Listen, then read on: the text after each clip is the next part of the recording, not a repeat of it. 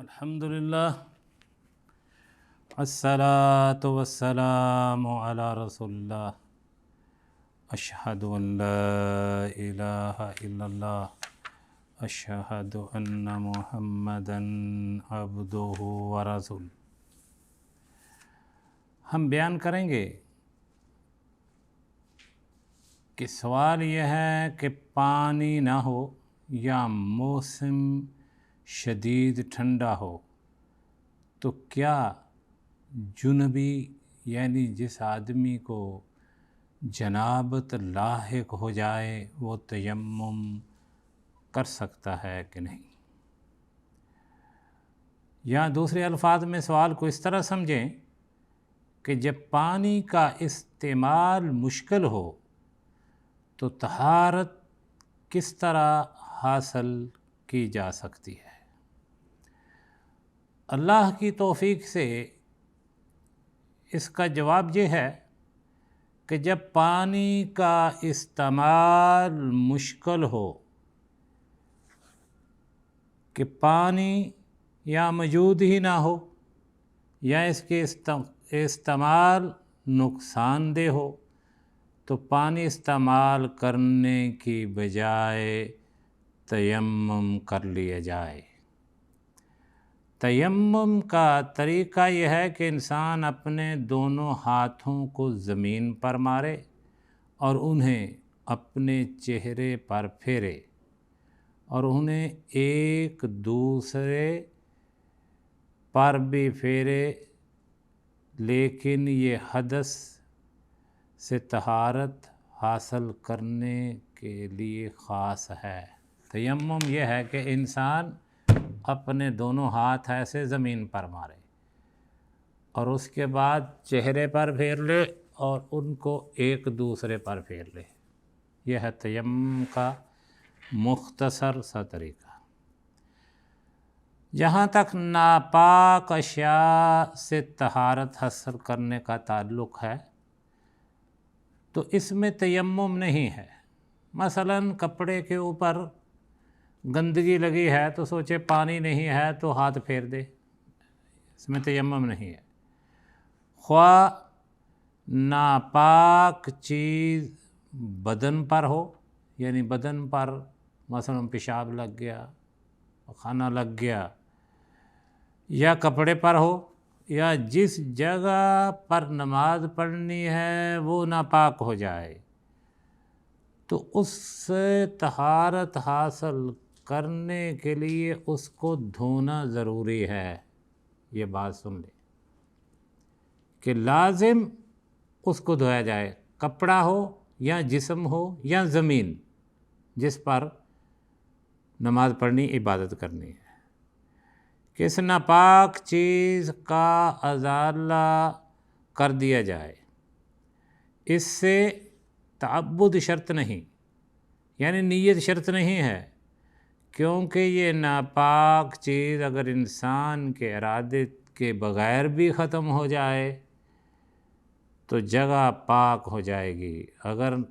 ناپاک جگہ یا کپڑے پر یعنی بارش نازل ہو جائے، اس کندھے پر گندگی لگی ہے، بارش آئی دھل گیا، قمیض کے اوپر گندگی لگی، بارش آئی دھل گئی، زمین پر گندگی ہے، بارش آئی زمین صاف ہو گئی، تو اس میں نیت ضروری نہیں ہے۔ تو بارش کی وجہ سے یہ گندگی ختم ہو جائے تو وہ چیز ناپاک ہو جائے گی،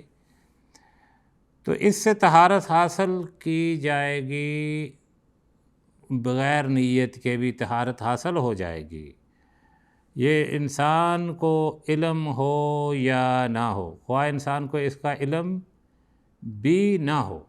البتہ ناپاکی سے طہارت حاصل کرنا عبادت ہے۔ یعنی آدمی کو جنابت ہو گئی، اس سے تیمم سے تیمم سے پاکی حاصل کرے، یا انسان نے وضو کرنا ہے تو وضو کرے، تو یہ عبادت ہے جس سے انسان تقرب الہی حاصل کرتا ہے۔ ایک سوال یہ بھی ہے کہ جو شخص ٹھنڈے موسم میں جنبی ہو گیا کیا وہ تیمم کر سکتا ہے؟ جواب اس کا یہ ہے کہ جب انسان جنبی ہو تو اس کے لیے غسل کرنا واجب ہے، کیونکہ اللہ رب العزت فرماتے ہیں اپنی مقدس کتاب میں وَإِن كُنتُم جُنُبًا فَاطَّهِرُوا،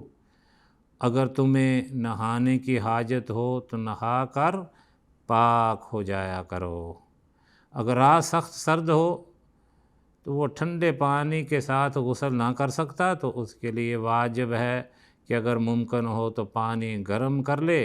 اور اگر پانی گرم کرنے کے لیے کسی چیز کے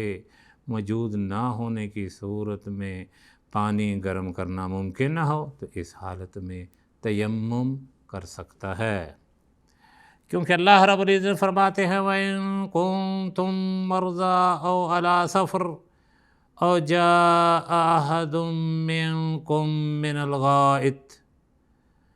کہ اللہ رب العزت فرماتے ہیں اگر تم بیمار ہو یا سفر میں ہو یا کوئی تم میں سے بیت الخلاء سے باہر آیا ہو یا عورت سے ہم بستری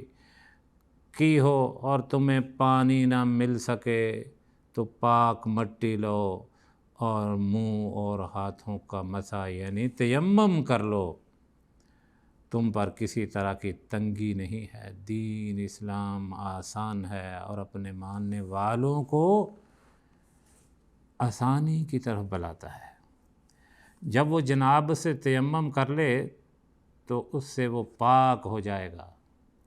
اور اس وقت تک پاک رہے گا جب تک اسے پانی نہیں ملتا، اور جب اسے پانی مل جائے تو پھر اس کے لیے غسل کرنا واجب ہو جائے گا، کیونکہ صحیح بخاری میں حضرت عمران بن حسین سے مروی ہے کہ ایک طویل حدیث مروی ہے